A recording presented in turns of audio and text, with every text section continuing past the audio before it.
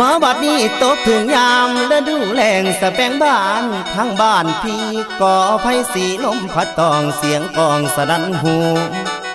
แสนคิดทอดยอดสู่ยามอยู่ห่างน้อไกลกันคุณแล้วสะแบงบ้านลมพัดปิ่นหมุนดอกลงพื้นสุดที่ฟื้นทนใดอุกภัยเหนื่อยหัวใจพี่นางเอ้ยนางไงกูลาอายนี่หุนพรบ่พรบอก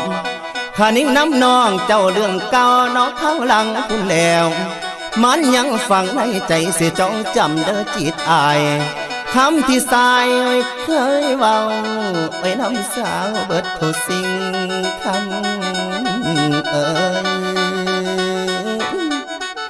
คำให้คำความที่ยิ่งบอกนั้นยังจำอันแม่นบ่มา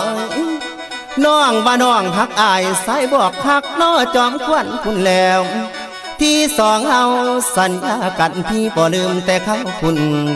เคยนอนนุ่นตากน้องจะดอมเบาอมอมเบาอมอมลานางเอ้ยสองใจเฮาพร้อมล้อมเขาแม่ใส่กันอดีตก่อนเก่านั้นยังค่อยบันว่าหัวใจน้อลาลาโดนปันได้บ่ไล่ลืมตื่นเต็มในสวงพี่หากคนดีแฟนอายฟังใจบอกใครเสื่อมนอกคำเอ่ยเบิดหัวใจให้น้องบ่เหลือแท้ให้แก่ไผ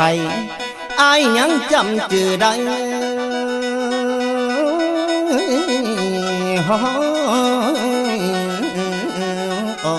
โอ้ยโอ้โอ้โอ้โอ้โอ้โอ้โอ้โอ้โอ้โอ้หมอบัดนี้อายยังจำชื่อได้แต่เขาก่อนอยู่เที่ยงนาคุณแล้วดอกมันป่าเน็บหัวแก่นางแต่ตอนนั้น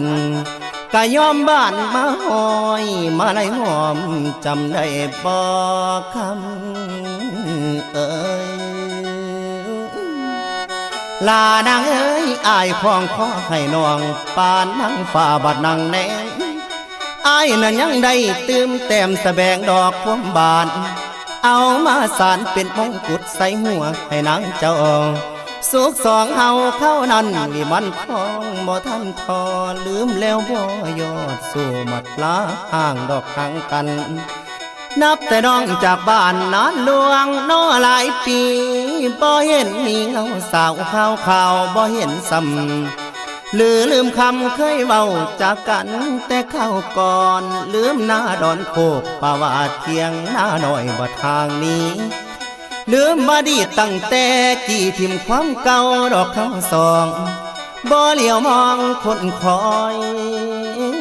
สิจอยตายละดีเจ้าสัญญาเฮาคงห่างคอยหานางบ่เห็นไงนะ